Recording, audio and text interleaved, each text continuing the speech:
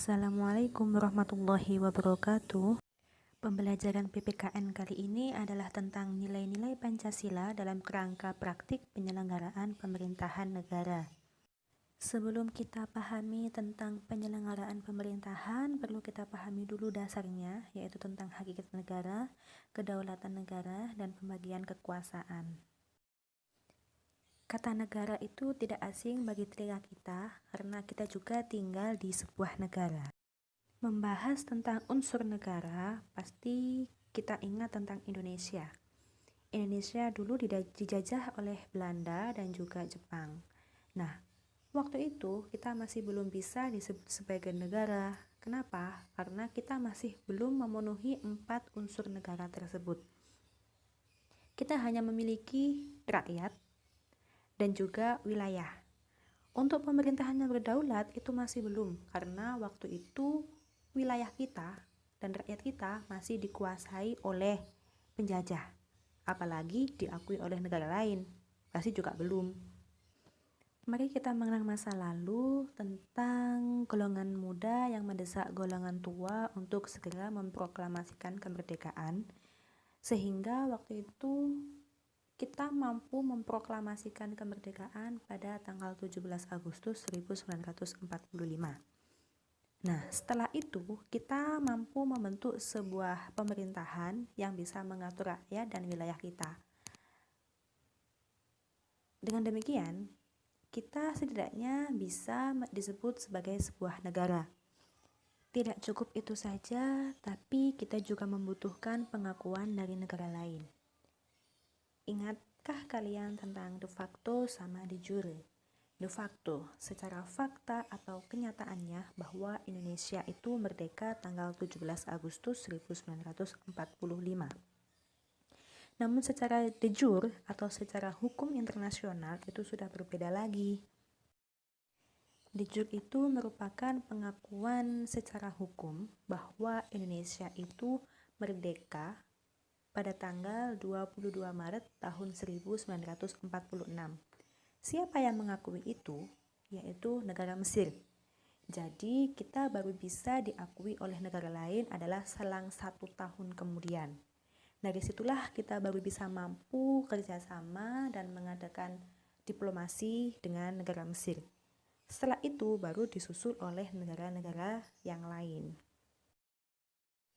Karena kita ini tinggal di sebuah negara, maka kita harus memahami 3 sifat itu.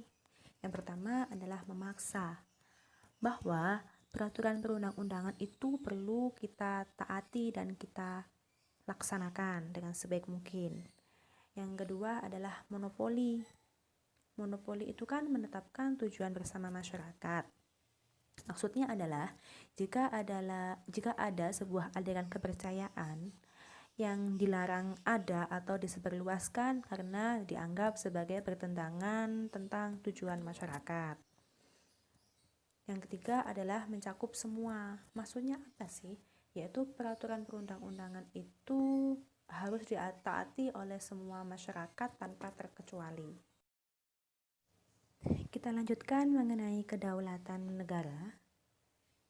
Berasal dari kata daulat atau daulah dari bahasa Arab yang artinya kekuasaan tertinggi. Kedaulatan itu merupakan kekuasaan tertinggi atas pemerintahan negara.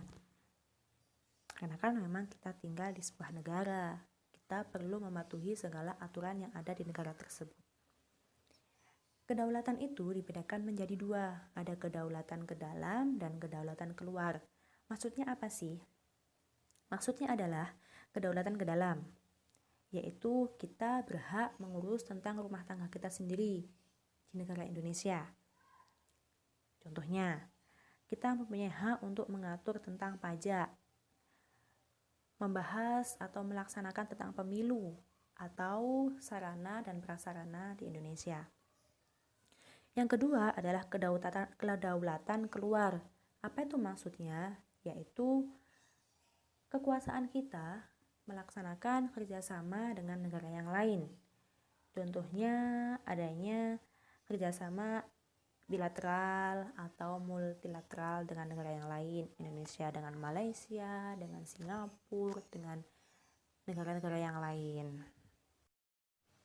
Poin yang ketiga, kita bahas tentang pembagian kekuasaan antar lembaga. Sering kita mendengar kata yang berhubungan dengan lembaga negara, misalkan Presiden, DPR, Mahkamah Agung, Mahkamah Konstitusi.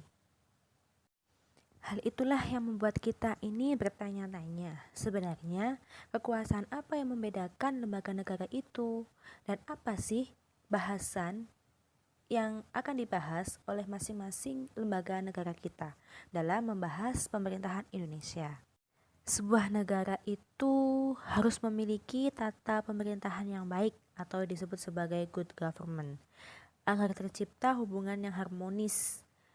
Oleh karena itu harus ada pembagian kekuasaan antar lembaga biar dapat menjalankan fungsinya masing-masing.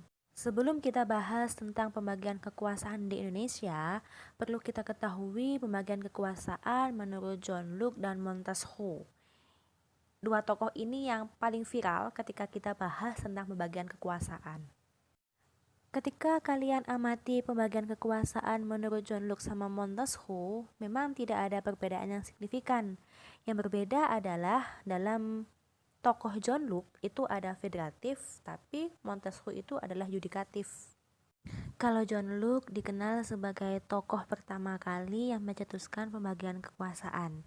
Tetapi kalau Montesquieu ini dikenal dengan sebutan trias politica karena beliau terinspirasi oleh pemikiran tulisan dari John Locke. Perlu diingat bahwa pembagian kekuasaan dan pemisahan kekuasaan itu berbeda. Kalau pembagian kekuasaan itu kekuasaan negara, baik legislatif, eksekutif maupun yudikatif, meskipun terdiri dari beberapa bagian, tetapi masih saling berhubungan dan tidak dapat dipisahkan. Kalau pemisahan kekuasaan, maka bagian-bagian negara itu terpisah, saling berdiri sendiri tanpa saling mempengaruhi.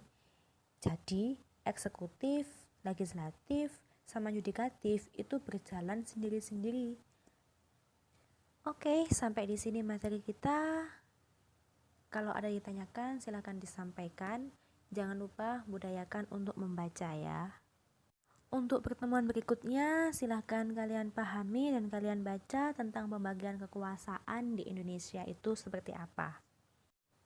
Terima kasih atas waktunya. Wassalamualaikum warahmatullahi wabarakatuh.